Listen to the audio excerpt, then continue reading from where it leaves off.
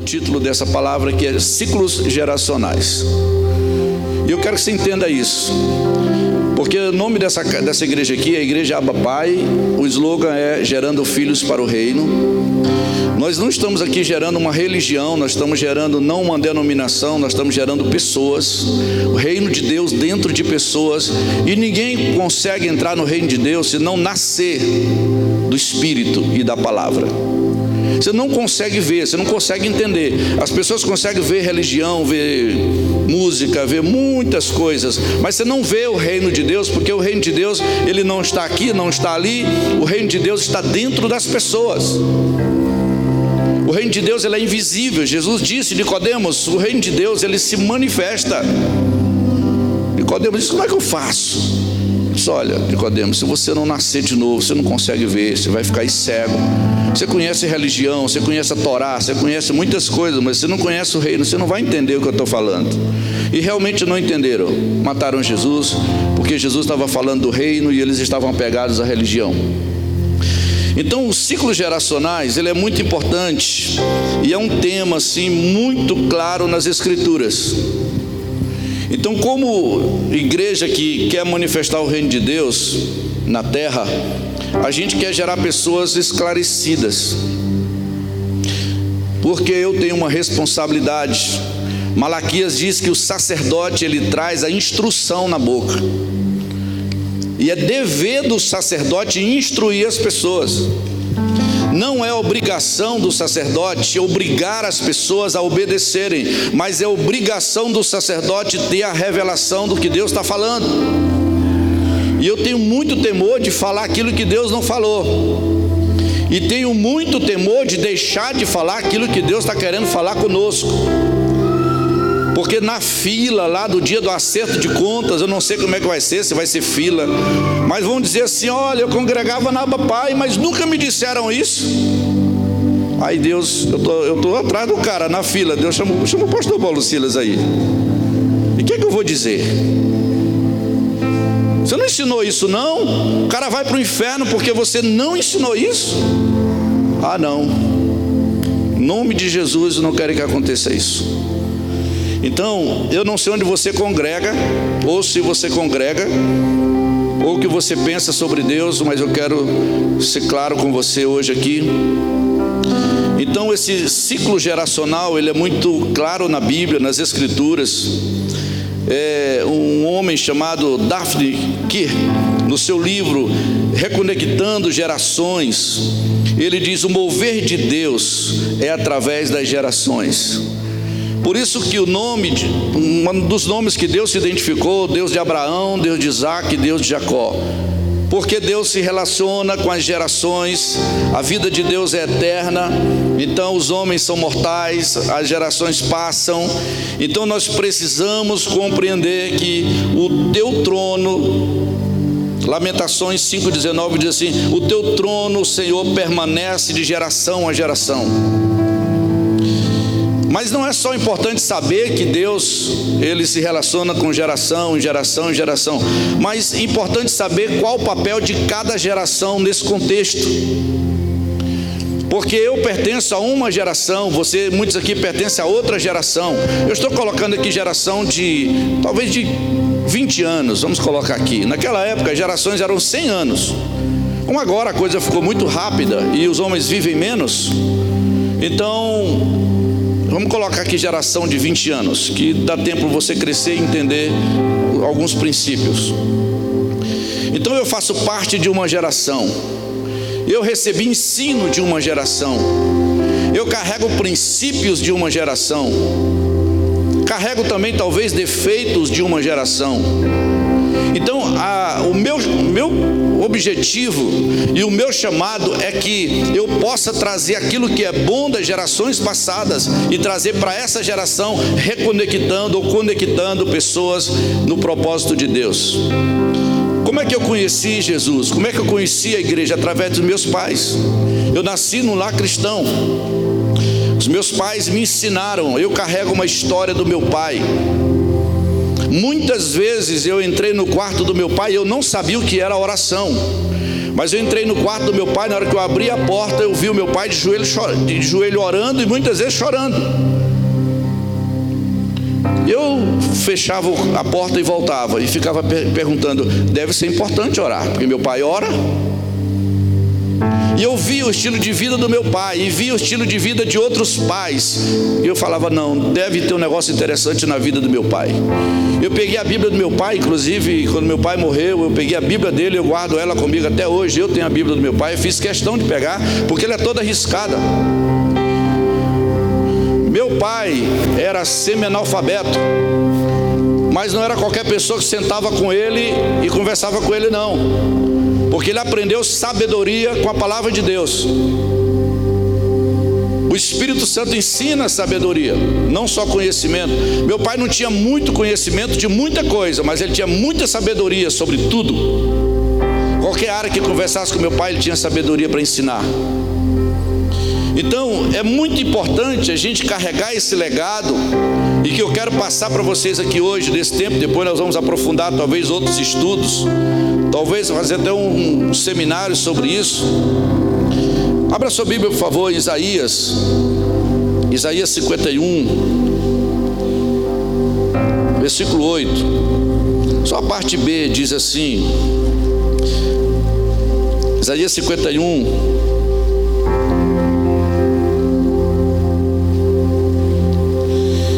mas a minha justiça durará para sempre, e a minha salvação durará de geração em geração. A Bíblia tem muitas referências. Salmo 33, 11. Eu vou ler algumas referências aqui, depois, para não tomar muito tempo. Salmo 33, versículo 11, diz assim: mas os planos do Senhor permanecem para sempre, os projetos do seu coração são por todas as gerações. Então Deus, ele não vai criando um projeto isolado para cada geração. Deus tem um projeto só para todas as gerações. Então é muito importante você entender para a sua geração qual o propósito de Deus para isso. Salmo 100, versículo 5, diz assim: porquanto o Senhor é bom e o seu amor leal dura para sempre, sua fidelidade acompanha todas as gerações. Deus não é bom com uma geração e com a outra geração ele abandona. Não, Ele é bom com todas as gerações. Entram povos, saem povos, entram pais, filhos, netos, e Deus acompanha as gerações, sempre sendo bom. A aliança que Deus fez com Abraão, que é a aliança chamada aliança abrâmica, é uma aliança geracional. Gênesis 17, você pode abrir sua Bíblia, por favor? Gênesis 17, você vê lá do versículo 1 ao versículo 7.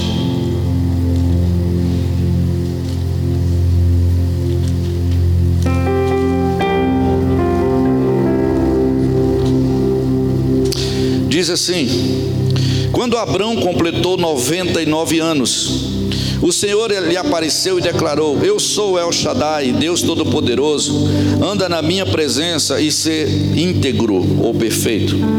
Eis que estabeleço a minha aliança entre mim e ti, e multiplicarei grandemente a tua descendência.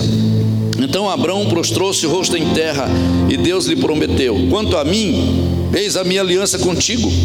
Serás pai de uma multidão de nações, e não mais te chamarás Abrão, mas doravante teu nome será Abraão, pois eu te faço pai de muitas nações.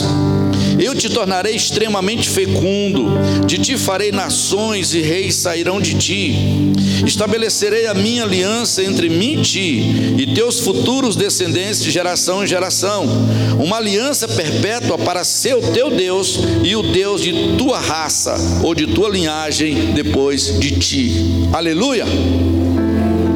Todos os filhos de Deus hoje são filhos de Abraão. Ninguém pode ser filho de Deus hoje sem ser filho dessa aliança. Entenda ou não entenda, queira ou não queira, nós somos filhos de Abraão. Somos filhos de um homem que decidiu crer em Deus. E aí Deus estabelece com esse cara uma circuncisão. Mais na frente Deus vai falar sobre isso. Deus disse: olha, para sancionar essa aliança, eu quero derramar sangue seu. Então Deus disse a Abraão: baixa a calça aí que eu vou fazer uma aliança com você. E a Bíblia diz que Deus mandou circuncidar o órgão genital de Abraão, dizendo: olha, Abraão, eu estou dizendo para você que todos os filhos que nascerem de você serão meus filhos também. Eu tenho uma aliança contigo, você tem uma aliança comigo. E a partir daí, todo judeu, todo filho de Abraão, geracionalmente, biologicamente, tinha e ainda tem que ser circuncidado no órgão genital. Se formos pensar, eu não quero aprofundar nisso, mas por que no órgão genital? Por que não em outro lugar? Porque o propósito da circuncisão compreendia que os descendentes de Abraão não devia casar e gerar filhos com outros povos. Deus disse: olha, eu quero que vocês sejam um povo puro, vocês não podem ter intimidade sexual ou casamento para gerar filhos bastardos ou filhos fora da aliança.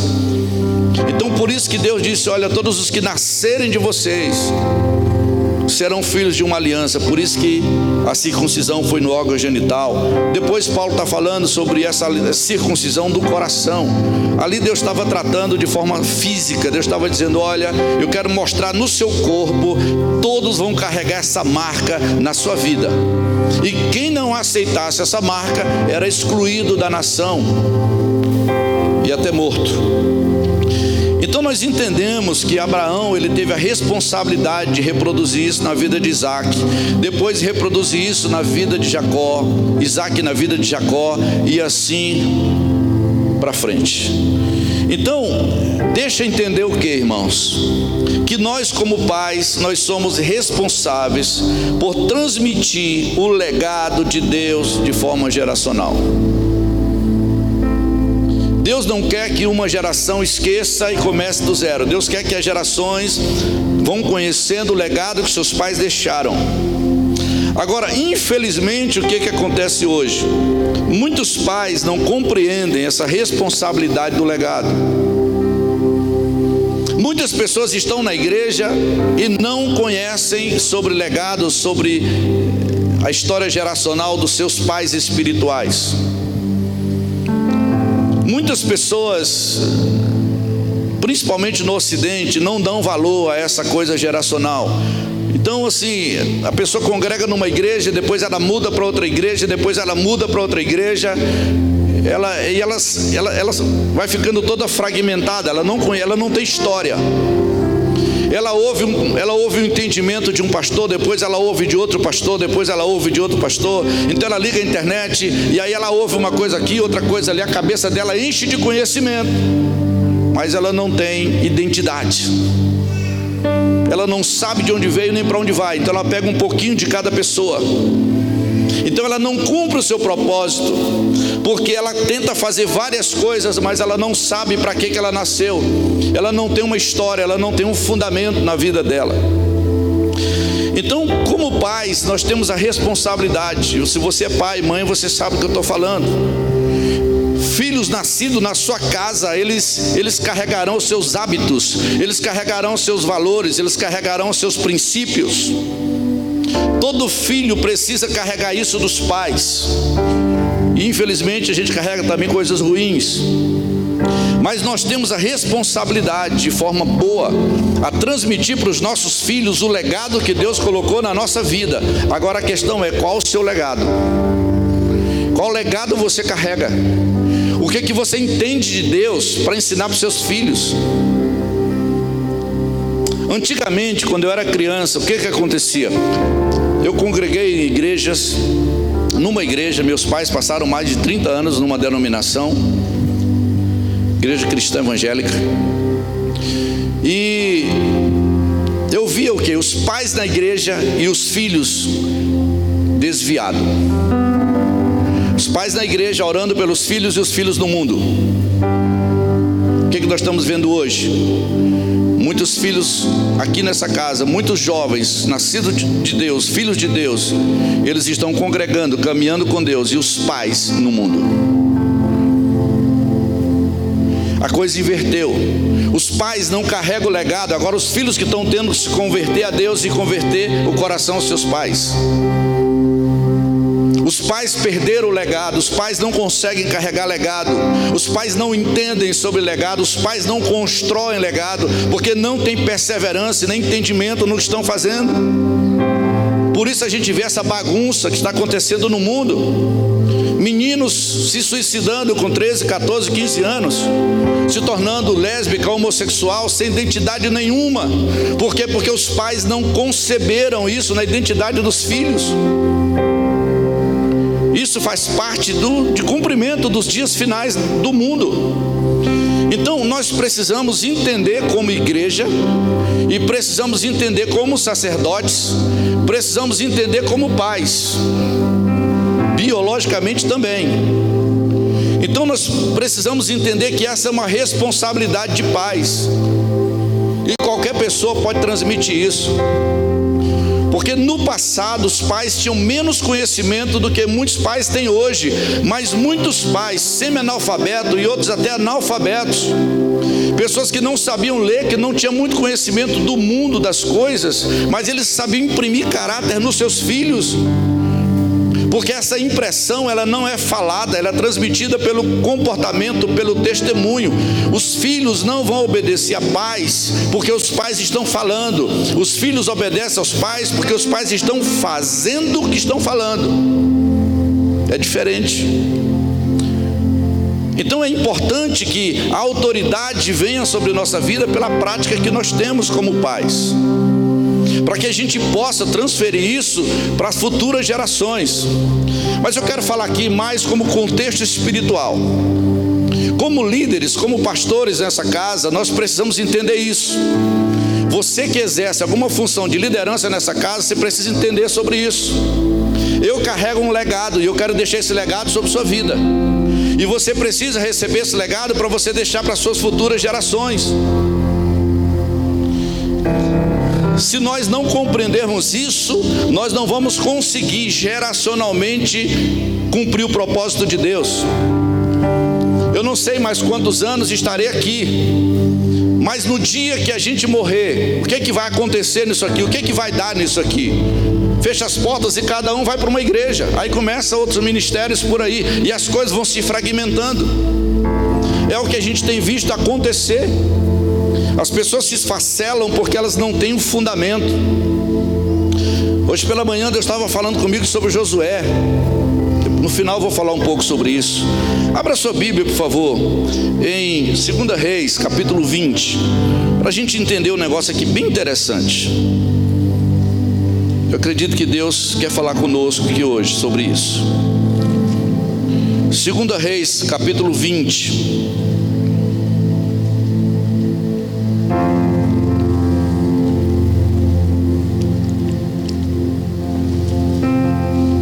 Diz assim: naquela época, Ezequias adoeceu e esteve à beira da morte. O profeta Isaías, filho de Amós, foi visitá-lo e lhe disse: põe em ordem a tua casa, porque não te recuperarás, mas vais encontrar a morte. Olhe para cá, por favor. Ezequias era um rei. Ezequias teve muito sucesso na vida, teve muitas conquistas, se tornou riquíssimo, muito sucesso, famoso, e adoeceu. Se Deus manda o cara, se Deus diz assim: põe em ordem a tua casa, porque você vai morrer, então dá a entender que Deus é inteligente. Deus está fazendo, sua casa não está em ordem. Você cuidou de muita coisa, você cuidou da igreja, você cuidou do reino, você cuidou de guerra, você venceu, você que gerou fazendas, você fez muita coisa grande, mas você não fez o mais importante. Você deixou sua casa desorganizada. Não existe ordem na sua casa, Ezequias. Em outras palavras, era isso: você não é um homem que organizou sua casa. Então você fez tudo lá fora muito bem, mas dentro de casa você fez nada. Então falou o seguinte: já que você está doente, vou te dar uns dias aí para você pôr em ordem a sua casa. Reúne seus filhos, conversa com eles e transfere para eles o legado que você entende que você precisa carregar, que você tem. Beleza. O que Ezequias fez? Nada. Ele foi chorar, pedindo para Deus que Deus desse mais uns anos de vida para ele. Deus manda Isaías voltar até ele. Isaías volta e diz assim: olha, Deus resolveu, por causa do seu choro, Ezequias, resolveu te dar mais 15 anos de vida. Irmãos, 15 anos é um tempo bom para a gente colocar a nossa casa em ordem, sim ou não? Sim ou não? Você precisa de quantos anos para colocar a sua casa em ordem? Também o que seria colocar a casa em ordem? Financeira? Moral? Relacional? O que seria? Você sabe, discerne para você, eu sei para mim. Mas eu acredito aqui que Deus estava falando espiritualmente. Seus filhos são perdidos, seus filhos não andam nos caminhos do Senhor. Seus filhos, você não tem como deixar o reinado na mão de um filho. Os seus filhos estão desviados. Você não ensinou princípios para eles. Você não deixou um legado, Ezequias. Mas eu vou te dar um tempo para você colocar em ordem a sua casa. Ezequias, beleza, tudo bem. O que aconteceu? Ezequias, veja lá no versículo 12. Antes de ler, Deus cura Ezequias, dá para ele mais 15 anos de vida. Ezequias se alegra, glória a Deus, mais 15 anos eu tenho para viver. E no versículo 12 diz assim: naquele tempo, Merodach-Baladã, filho de Baladã, rei da Babilônia, enviou cartas e um presente a Ezequias, pois ficou sabendo que Ezequias havia estado doente e se recuperara. Ezequias deu audiência. Escuta aí, ó Ezequias aí, curado agora, tudo bem na vida dele, feliz, não estava mais com depressão, nem chorando. Ezequias deu audiência aos mensageiros da Babilônia e apresentou-lhes todo o palácio do seu tesouro. Ele não apresentou família não, ele apresentou o palácio. Ele apresentou coisas, carruagens, cavalos. Ele apresentou prata e ouro, as especiarias e os melhores óleos, seu depósito de armas e tudo quanto havia nos seus muitos armazéns. Não houve nada no seu palácio, em todo o seu reino, que Ezequias não lhes mostrasse com alegria. Com alegria. Irmãos, o que a gente aprende com isso aqui? O cara não entendeu nada. Mais 15 anos e o cara não entendeu nada sobre família, sobre legado, sobre herança espiritual. Dá a entender que ele chorou por medo de morrer, mas ele não se arrependeu, porque ele voltou a fazer as mesmas coisas e não fez o que deveria fazer. Chega os caras da Babilônia, vai mostrar um monte de coisas, diz assim: olha minhas conquistas aqui, tudo trapo de imundícia. E aí eu me toco nisso porque eu recebi um legado dos meus pais. E eu sei que é importante pais deixarem riquezas material para os filhos, o conhecimento. É muito importante mesmo. E eu não quero fazer o mais aqui, mas não, é importante tanto quanto deixar um legado espiritual. Não deixe só um legado espiritual, como tem muita gente que às vezes vai deixar só um legado espiritual, porque não foi sábio em outras áreas, não estudou, não construiu finanças, não economizou, gastou dinheiro com besteira. Deixe dinheiro, deixe conhecimento, deixe faculdade, mas não esqueça de deixar um legado espiritual para os seus filhos. Ezequias, ele não prestou atenção nisso. E aí o que acontece? Ele não fez nada como Deus mandou fazer. Versículo 14 diz assim: então o profeta Isaías voltou à casa de Ezequias e perguntou-lhe: que desejavam aqueles homens? E de onde veio tal comitiva para te visitar? Ezequias respondeu: vieram de um país longínquo, da Babilônia. Isaías seguiu interrogando: e o que é que observaram em teu palácio? Ao que Ezequias esclareceu: ora, viram tudo o que há no meu palácio. Não há nada nos meus armazéns que eu não lhes tenha mostrado. Então Isaías declarou a Ezequias: ouve, portanto, o que diz a palavra de Yahvé. Dias virão, escute isso, dias virão em que será levado para a Babilônia tudo quanto existe em teu palácio, todos os tesouros que teus antepassados acumularam até hoje, nada ficará aqui. Assim diz o Senhor: dentre os filhos que te nasceram, os que tu mesmo geraste, tomarão alguns para serem eunucos no palácio do rei da Babilônia. Escute isso. Vão levar tudo, toda a riqueza que seus pais deixaram para você e que você construiu. Até aí, tudo bem. Mas quando falou nos filhos, olha, seus filhos vão ser eunucos na Babilônia. Você sabe o que é um eunuco? Os reis da Babilônia pegavam os descendentes de Israel e castravam eles. Eunuco é um cara castrado à força. Ele não podia gerar filhos, ele não tinha descendência. Quem iria fazer isso com eles? Os maldosos reis da Babilônia. Você acha que um cara é mau quando ele castra uma outra pessoa? Você recebe um servo na sua casa, um escravo, e você castra ele porque você não quer que ele gere filho, você não quer que ele tenha família, você que não quer que ele tenha linhagem, porque você quer escravizar ele para você o resto da vida. Pois é, os reis da Babilônia castraram os filhos de Ezequias.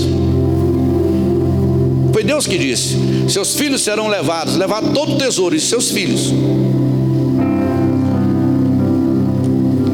Agora, o pior disso não é os reis da Babilônia castrarem, não é o mundo tentar castrar os nossos filhos, é nós como pais castrarmos os nossos filhos, porque o que Ezequias fez com seus filhos foi castrar os seus filhos. Quando um pai não obedece o propósito de Deus, escute isso, quando um pai não anda nos princípios de Deus e não deixa o legado para os seus filhos, ele está castrando os filhos.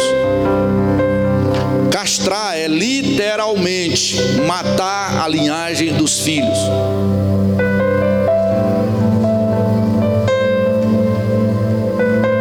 É isso que acontece. Quando Ezequias recebeu a notícia que estava doente, o que ele fez?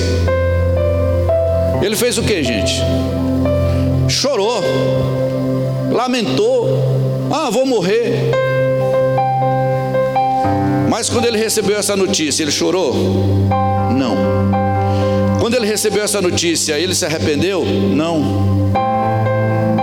Sabe o que ele fez? Escute aí, versículo 19. Então considerou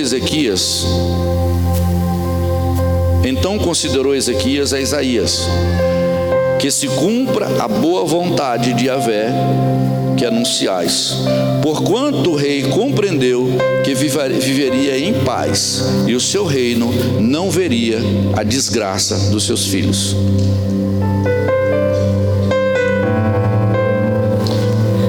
Faça favor aqui, Samuel.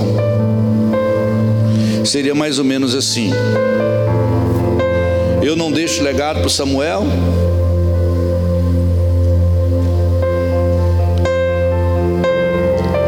eu não deixo nenhum ensino para o Samuel, nenhuma conexão dele com Deus, não ensino o seu coração, não oro com ele, não leio a palavra com ele, não discipulo ele, não cuido dele, não cuido da alma dele. Talvez estou preocupado aí com a faculdade dele, se ele vai ganhar dinheiro, se ele vai fazer muita coisa depois. que a maioria de nós nos preocupamos muito mais com isso, ou só com isso. Mas eu não estou preocupado em o que Samuel vai virar. Se ele chegar em casa dizendo assim: pai, eu resolvi que eu sou homossexual. Beleza, meu filho, mas qual a faculdade mesmo você vai fazer? Se ele chegar em casa dizendo assim: pai, eu resolvi fumar baseado, drogas, maconha, cocaína e... Tudo bem, mas qual a faculdade você vai fazer? Você vai ser quem na vida? É assim que os pais estão relacionando. E assim eu estou castrando, porque sabe onde é que vai dar a vida dele? Na Babilônia, castrado. Ele não vai gerar filhos para o reino de Deus. Ele não vai gerar nada interessante para o reino de Deus. Ele não vai ter peso espiritual na terra.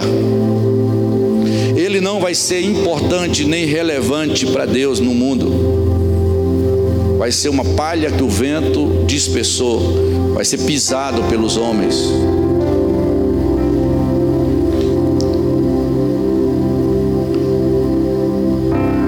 Eu estou amando meu filho ou não? Esse amor, que amor é esse? O que é isso? Eu não estou me importando se amanhã ele vai ser castrado. Se depois ele vai chegar para mim chorando, dizendo assim: pai, eu queria tanto gerar uma família. E eu vou olhar para ele e vou dizer: cara, mas você é castrado, você não pode gerar filhos. Mas pai, quem me castrou? Aí eu vou dizer: não foi eu que te castrei. Como é que o Senhor me castrou? Com os meus comportamentos,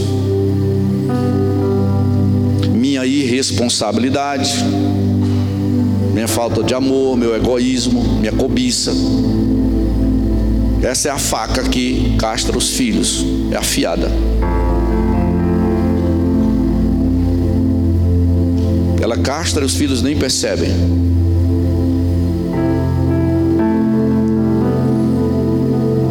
Porque os filhos hoje do suicídio, das drogas e da perversão são os filhos de pais como Ezequias, que não se preocuparam de deixar um legado saudável para os seus filhos. Eu quero dar o desconto, porque às vezes a responsabilidade ou a culpa não é nossa. Às vezes a gente ensina e o filho um dia vai ter que decidir. Mas eu mesmo assim ainda creio, ensina o teu filho quando criança no caminho que deve andar, e quando ele crescer, ele não vai desviar. Eu creio nessa palavra de Deus. Deus vai fazer de alguma forma, ele vai trazer de volta. Mas irmãos, eu preciso ter uma consciência que eu criei os meus filhos e protegi os meus filhos debaixo da disciplina de Deus, porque eu só estou aqui por causa do meu pai e da minha mãe. Eles deixaram um legado para mim. Meu pai me levantava às 5 da manhã. 5 da manhã, eu e meus irmãos, e nós sentávamos em volta de uma mesa com a Bíblia na mão, e nós cantávamos esses cânticos que eu pedi que nós cantássemos hoje aqui, porque eu queria recordar aquilo que marcou minha vida. Muitos hinos do cantor cristão.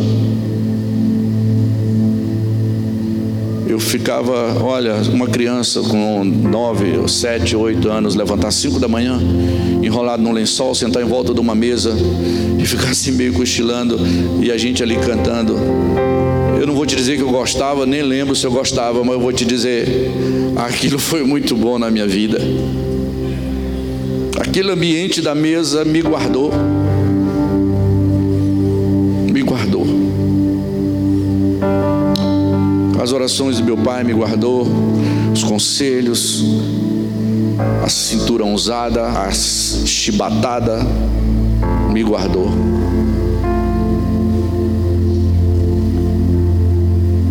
A honra do meu pai me guardou, da minha mãe. Foi o legado que eu recebi deles. E o que eu vou fazer com isso? Para quem eu vou deixar?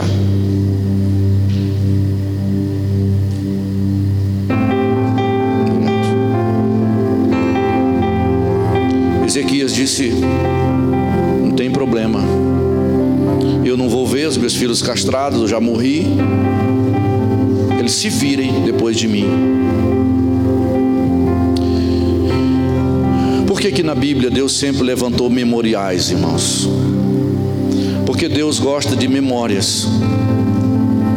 Memórias é uma das formas de nos proteger e proteger as nossas gerações. Eu penso que muita coisa da internet, muita coisa da modernidade rouba as memórias das pessoas. As pessoas não têm mais a caixinha de memória, elas têm caixinha de conhecimento. Todo dia conhece coisa diferente, mas não lembra do que viu a semana passada, porque todo dia tem que armazenar coisa diferente. Deus sempre levantou memoriais. Você se pergunta por que quando Deus mandou Moisés fazer a arca, Deus disse: Moisés, coloca dentro da arca um pote do maná, a vara de Arão que floresceu e as tábuas de pedra, escrito os mandamentos. Por que Deus mandou fazer isso? Porque aquela arca ela iria andar em Israel durante muitos e muitos anos. Porque aquela arca, um dia Davi estaria diante daquela arca, e quando Davi olhasse para dentro daquela arca, Davi iria ver o maná que sustentou o povo durante 40 anos. Davi ia ver a vara de Arão seca que floresceu. E Davi iria ver as tábuas do testemunho das ordens e mandamentos de Deus. Davi iria entender: esse é o nosso Deus que guarda as memórias das nossas gerações.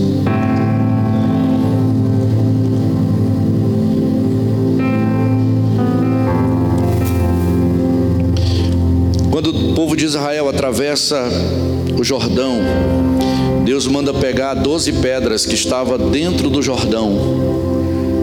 Deus seca o Jordão e diz para o povo: pega 12 pedras e coloca do lado de fora.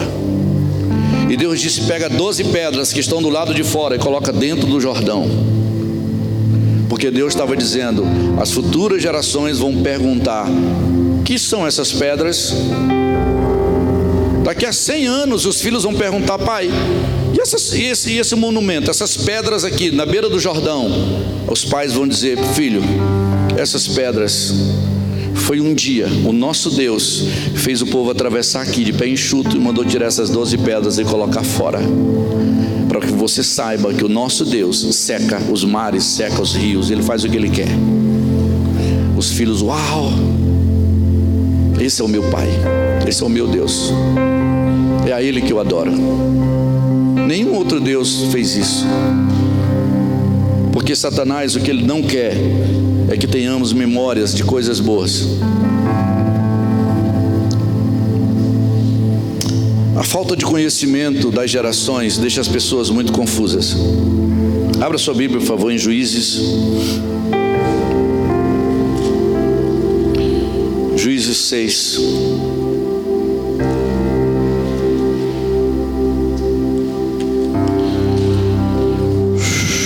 Juízes capítulo 6. Eu vou te explicar aqui por que muita gente está confuso hoje. Juízes 6 diz assim: novamente o povo de Israel pecou contra Yahvé, o Senhor, e por esse motivo Deus os entregou nas mãos dos midianitas. E a mão de Midian se tornou cada vez mais pesada sobre os israelitas. Por isso os filhos de Israel construíram para si esconderijos nas montanhas, nas cavernas e nas fortalezas. Sempre que o povo de Israel formava suas plantações, os midianitas, os amalequitas e outros povos da região a leste deles as invadiam, acampavam na terra e devastavam as suas colheitas ao longo de todo o caminho. Não deixava nada vivo em Israel, nem ovelhas, nem gado, nenhum jumento sequer. Eles subiam trazendo os seus animais e suas barracas e chegavam como enxames de gafanhotos. Era uma multidão de guerreiros impossível de se contar. Todos os seus homens e camelos invadiam a terra com o objetivo de destruir. Por causa disso, por causa de Midian, Israel foi reduzido a tamanha miséria que os israelitas passaram a clamar por socorro a Deus, o Senhor. Escute isso, olhe para cá, por favor. povo estava passando aqui uma situação difícil. As famílias invadidas, as terras, povo pobre na miséria. Eles já plantavam pensando, quando a plantação estiver no ponto de colher, já sei o que vai acontecer. Os midianitas vão vir, vão roubar tudo. Imagina você abrir uma empresa, você trabalha, você constrói e de repente os inimigos chegam, roubam tudo e você e sua família ficam na miséria. Todo ano acontecia isso. E Gideão está lá no meio dessa geração confuso. O que estava acontecendo que Gideão não sabia? Então o versículo 6 diz: o povo começou a clamar a Deus, porque o povo estava no meio de uma confusão. Eles conheciam a história de Israel, sabiam das vitórias que Deus tinha dado, mas o povo agora estava vivendo numa grande humilhação, e eles ficaram confusos.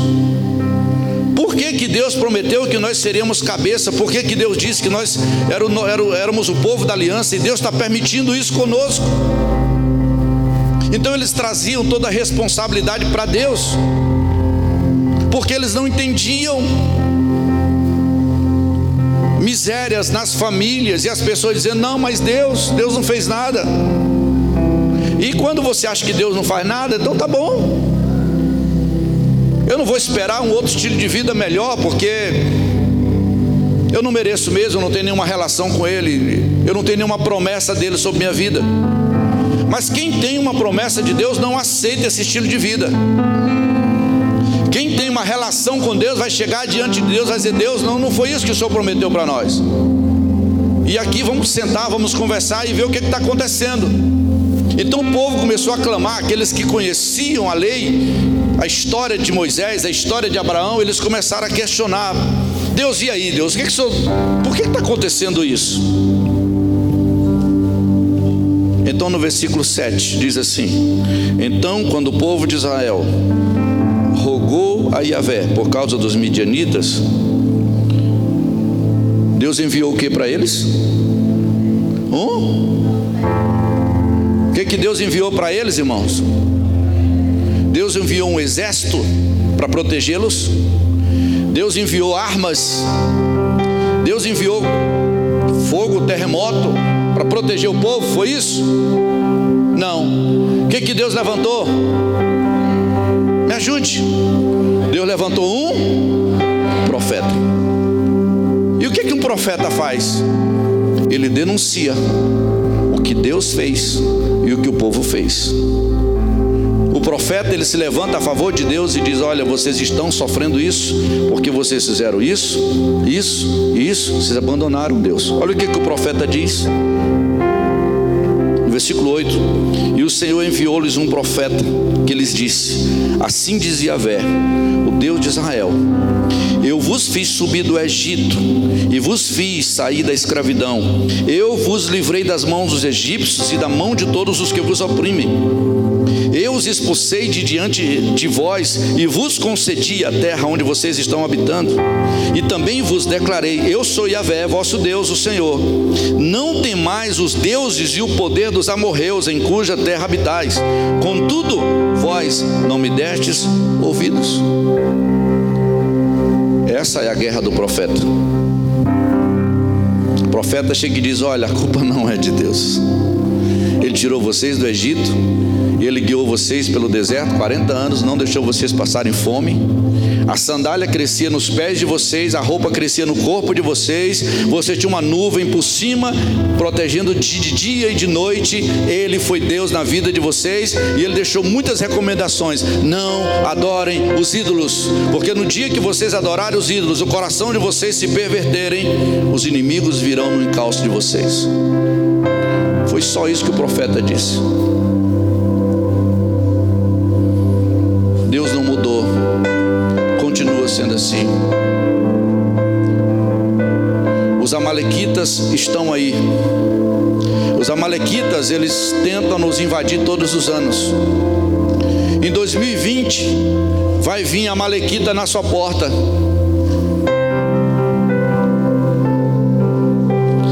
E não há adianta dizer assim: diabo, te repreendo. Não, você precisa ter autoridade. Você precisa estar respaldado pela palavra de Deus na sua vida. Você precisa ter um estilo de vida que condiz, é coerente com aquilo que você está repreendendo no diabo.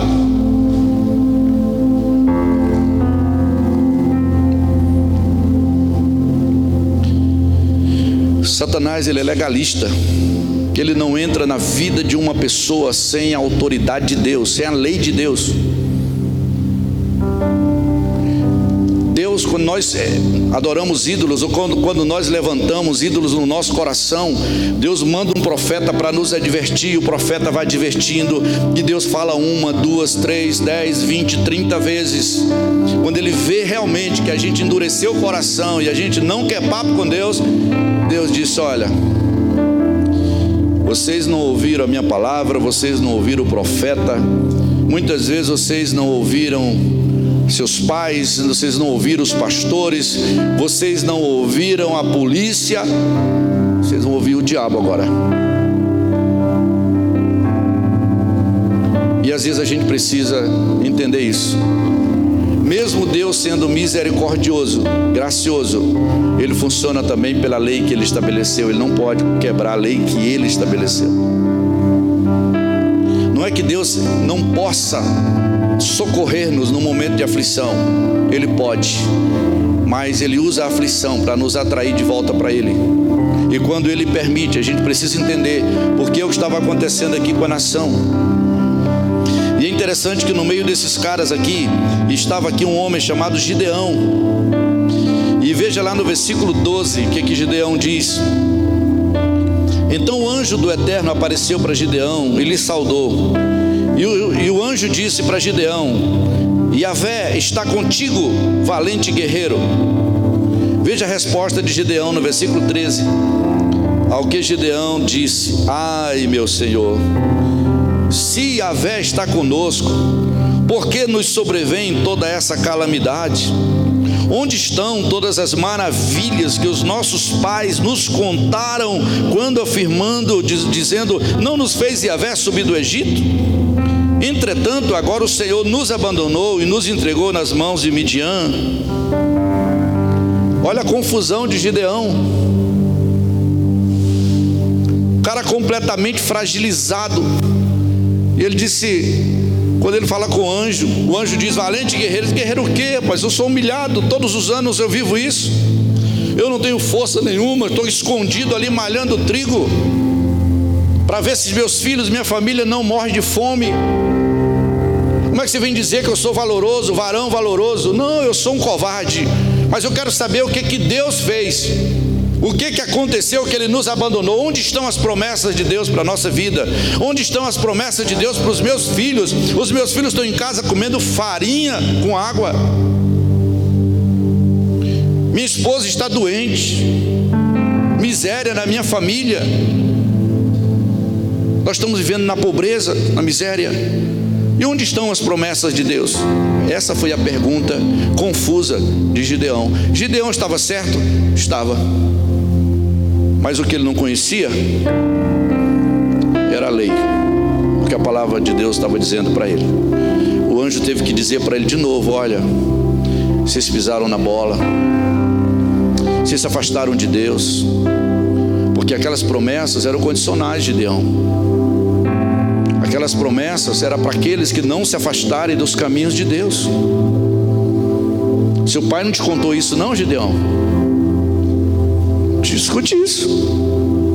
Gideão, seus pais não te falaram isso?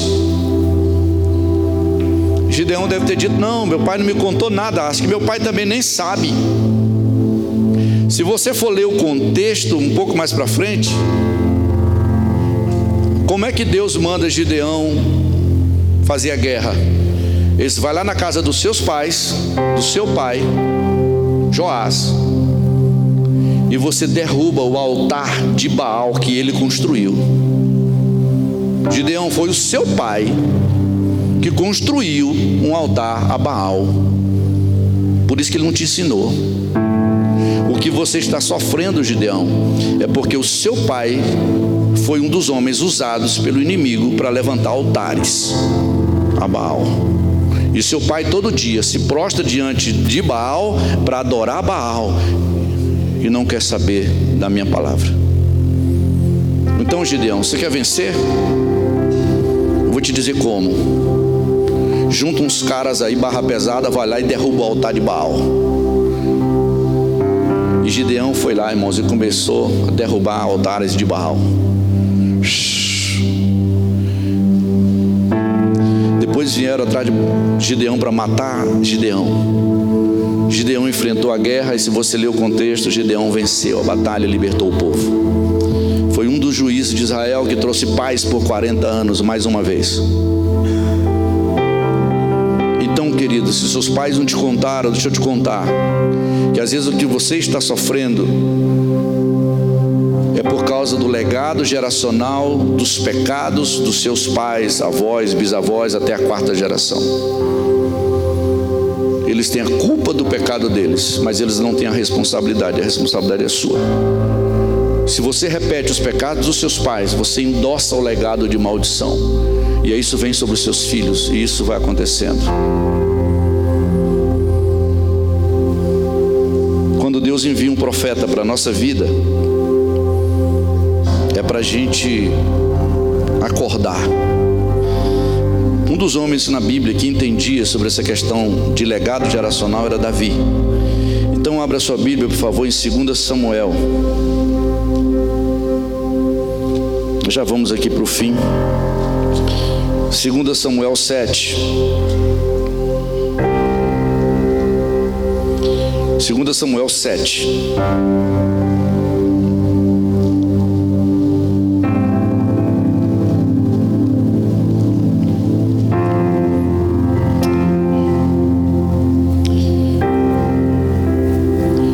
Então o rei Davi morava tranquilamente em seu palácio, pois o Senhor havia lhe dado descanso de todos os seus inimigos ao redor. Então certo dia ele conversou com o profeta Natã e disse: vê, eu estou habitando numa grande casa de fino cedro, enquanto a arca de Deus permanece numa simples tenda. Ao que Natã lhe respondeu ao rei: vai e faz o que teu coração manda, porquanto Yahvé é contigo. Contudo, nessa mesma noite, a palavra de Yahvé veio a Natã nesses termos, e disse: vai e diz a meu servo Davi, assim diz Yahvé, o Senhor, construirias tu uma casa em que eu venha habitar? E casa nenhuma habitei desde o dia em que fiz subir do Egito os filhos de Israel até o dia de hoje, mas andei em acampamentos peregrinos, debaixo de uma tenda simples e um abrigo. Durante todo o tempo em que andei com os filhos de Israel, porventura disse a um só dos juízes de Israel que eu tinha instituído como pastores do meu povo Israel, porque não me edificas uma casa de cedro? Eis que eu dirás ao meu servo Davi, assim fala o Senhor dos exércitos, fui eu que te tirei das pastagens, onde pastoreavas ovelhas, para seres chefe do meu povo Israel. Eu estive contigo por onde ias, e destruí todos os teus inimigos diante de ti. Eu te darei um grande nome, como o nome dos grandes da terra, e prepararei um lugar para o meu povo Israel, estabelecerei lá, para que desfrute do seu próprio lar, e não mais tenha de andar errante. Versículo 12. Quando a sua vida chegar ao fim na terra e vieres a descansar na companhia dos teus antepassados, escolherei um dos seus filhos para sucedê-lo, um dos frutos do teu corpo, e eu firmarei o reino a ele. Será ele quem edificará uma casa em honra ao meu nome, e eu firmarei o trono dele para sempre. Eu serei seu pai, Davi, e ele será meu filho. Mesmo no tempo em que tiver que padecer pela iniquidade dos homens, eu mesmo punirei e açoitarei com o castigo dos homens, aplicado por intermédio de homens. Contudo, jamais retirarei dele o meu amor, como retirei de Saul, a quem tirei do seu caminho. A tua casa e a tua realeza, todavia, subsistirão para sempre na minha presença, e o seu trono se estabelecerá pela eternidade. Aleluia. Escute isso, está acontecendo aqui. Davi disse: olha, eu quero construir um palácio para Deus.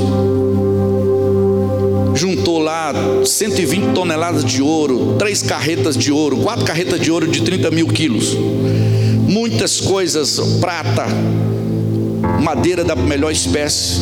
Davi estava com tudo pronto para construir. Eu vou construir. E quando Natã vai consultar Deus, Deus disse: olha, Natã, não é Davi que vai construir, é o filho dele. Se fosse Davi que tivesse construído o trono, esse templo não seria conhecido como o templo de Salomão, seria conhecido como o templo de Davi. Mas Deus disse: não, Davi, você não vai construir. Por que Deus não deixou Davi construir? Seus motivos. Davi poderia ter ficado muito zangado com Deus e ter dito: não, mas eu que quero construir, o meu filho não fez nada, meu filho nunca trabalhou, Salomão aí só vive estudando, meu filho nunca juntou ouro, nunca fez nenhuma guerra, como é que Deus deixa eu construir? Meu filho não vai construir, porque eu quero que no palácio tenha o meu nome. Foi isso que Davi disse para Deus? Olha o que Davi disse para Deus. Então o rei Davi entrou na tenda da arca, sentou-se diante do Senhor e orou e disse: ó Yahvé, meu soberano Senhor, quem sou eu e o que é a minha família para que mereçamos tudo quanto tens feito por nós desde o passado até o dia de hoje? E como se as muitas e preciosas bênçãos do passado não bastassem, agora tu estás fazendo promessa de bem-aventurança para os meus descendentes, os descendentes do teu servo no futuro. Este é o teu decreto para a humanidade, ó Senhor meu Deus. Que mais poderá te dizer Davi? Tu conheces bem o teu servo, ó soberano Senhor. Por amor à tua palavra e mediante a tua vontade é que fizeste essa grandiosidade e a revelaste a teu servo. Portanto, tu és maravilhoso, ó Yahvé, soberano. Não há absolutamente nada nem ninguém como tu, somente tu és Deus, como temos aprendido e visto. Olha a alegria de Davi. Por que Davi ficou tão alegre quando Deus falou sobre a descendência dele? Porque Davi entendia sobre o princípio do legado. Davi entendia o que Deus estava dizendo. Davi estava dizendo: daqui uns dias eu vou morrer, e se eu não tiver um descendente para assumir o trono, tudo que eu fiz vai se perder. Deus, eu queria construir o templo para colocar o meu nome aí de forma inesquecível para Israel e para o mundo, mas o Senhor quer colocar o meu nome inesquecível através dos meus filhos. Uau! Em toda a Bíblia você vai ler Salomão, filho de Davi. Salomão, filho de Davi. O que Davi estava dizendo? Muito melhor do que eu construir um grande prédio e ter um nome famoso, é que os meus filhos construam, continuem o legado que eu deixei para eles. Quem está entendendo o que eu estou falando aqui, gente?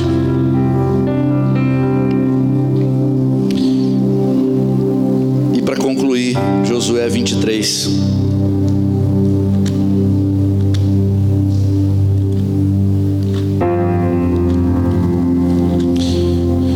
Eu falei isso aqui pela manhã, eu vou repetir.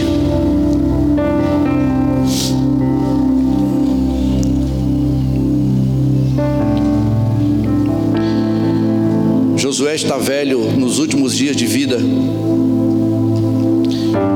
E Josué chama o povo e diz: olha, povo de Israel,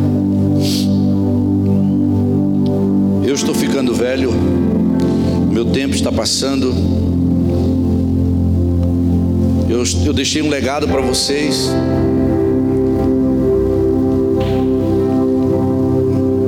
E eu quero advertir vocês do futuro.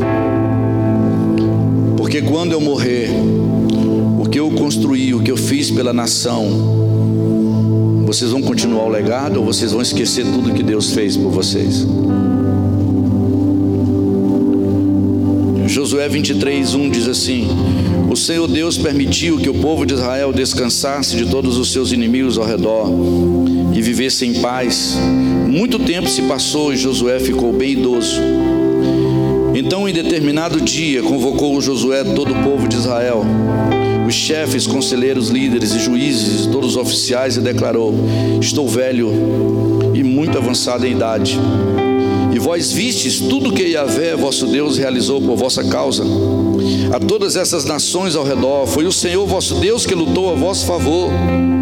Vede, eu distribuí por meio de sorte as terras.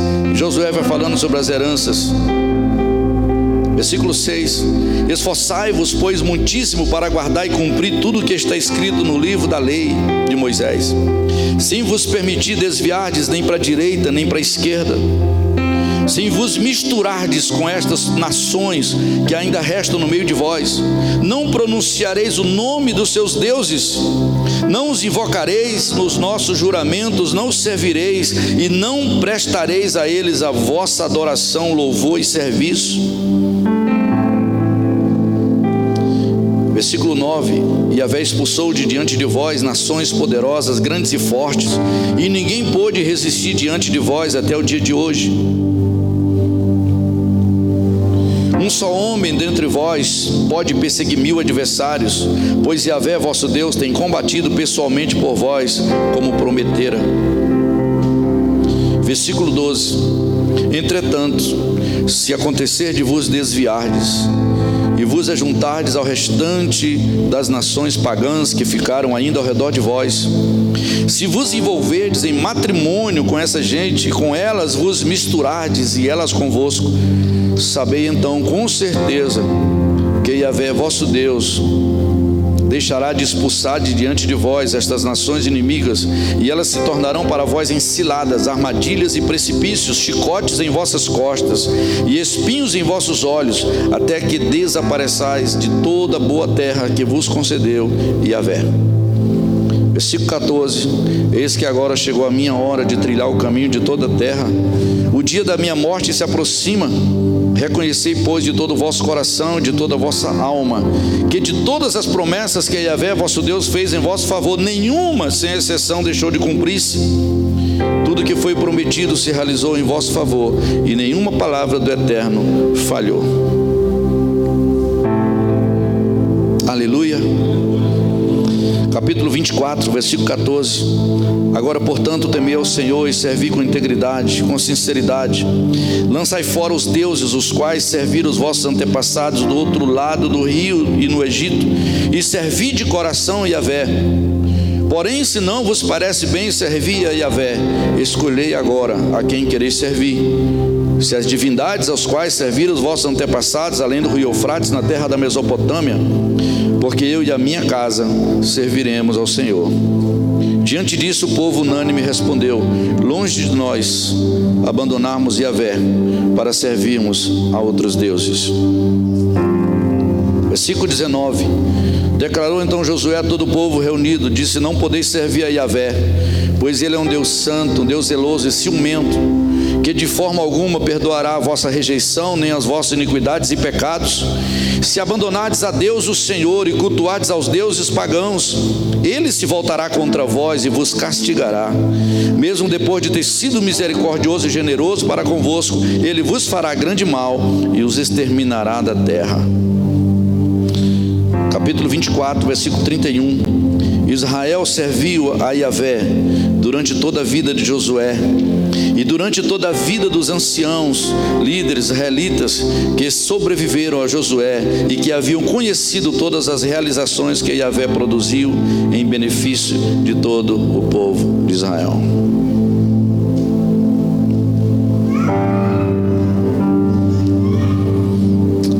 Enquanto Josué vivia, enquanto Josué estava vivo, ele construiu dali o ambiente. Ele construía aquele ambiente para o povo. Veja a diferença de um homem na terra. Um homem. Enquanto ele estava vivo, ele era a voz de Deus ali. E havia temor, porque havia autoridade na vida de Josué.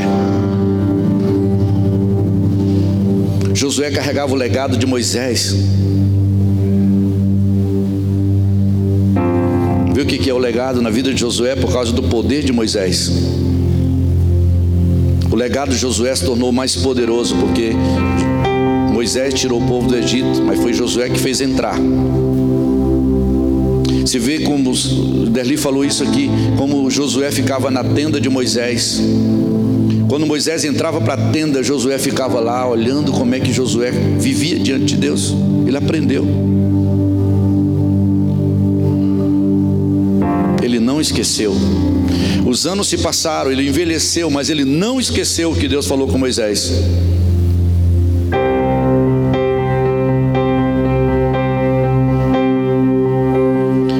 E ele transferiu isso para os anciãos que caminharam com ele. Só que Josué morreu, os anciãos foram morrendo, as referências foram acabando. Escute isso, olhe para cá, por favor. Quando as referências morrem, o povo se perde.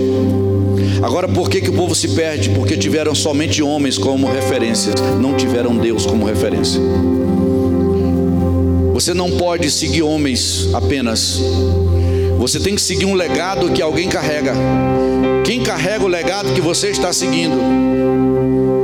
Não siga pessoas que não têm legado, mas se pessoas que você segue têm legado, então siga. Se você entende que o Espírito Santo falou com você, que essas pessoas são confiáveis e que carregam o legado de Deus, que você vai concluir o seu ministério através disso, então siga, mas não siga homens. Porque no dia que esses homens morrerem, como muitos pastores morrem, muita gente se desvia. O meu pastor. Você deve lembrar dos seus pastores, mas não siga apenas homens. O que aconteceu com esse povo? Eles seguiram Josué, mas eles não tinham intimidade com Deus. Eles não conheceram Deus. Quando Josué morreu, eles se apartaram de Deus. Juízes capítulo 2, versículo 6 diz assim: então Josué se despede do povo, e os filhos de Israel partiram, cada qual para a sua herança, a fim de ocupar a terra. O povo de Israel serviu a Deus, o Senhor, enquanto Josué viveu. Depois que ele faleceu, eles ainda continuaram a servir o Senhor durante toda a vida dos anciãos, os líderes do povo, que sobreviveram a Josué e que conheceram todas as grandes obras que Yahvé fizera em favor de Israel.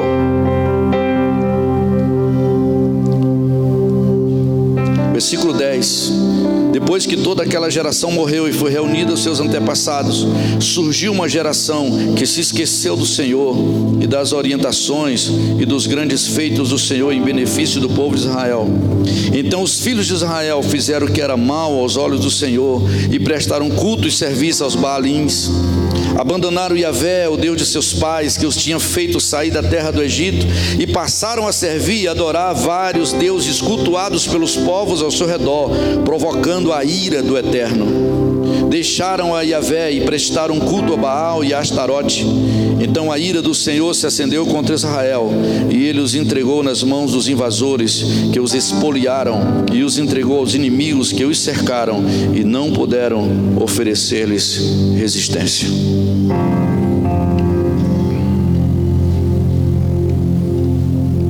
A minha pergunta é: quem você está seguindo? Moisés morreu, Josué teve que continuar o ministério.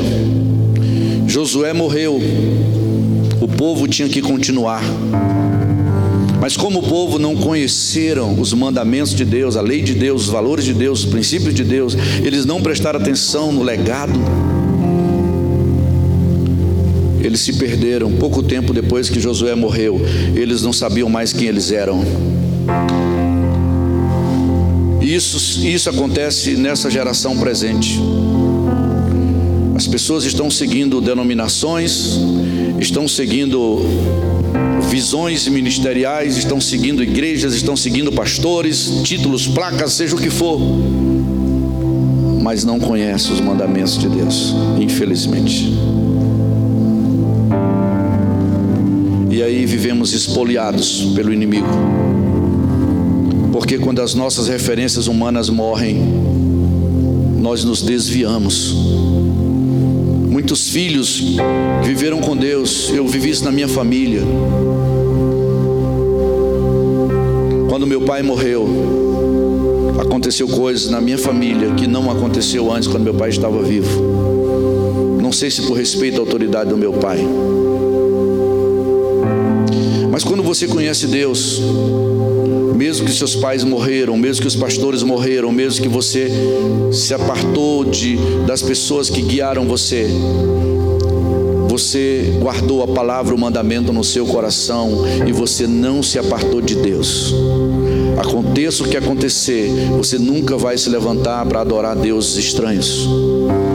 Você nunca quebrará sua aliança com Deus da palavra, porque você teve uma experiência com Ele. O temor de Deus está no seu coração. Eu quero te convidar a ficar em pé, nós vamos orar um pouco.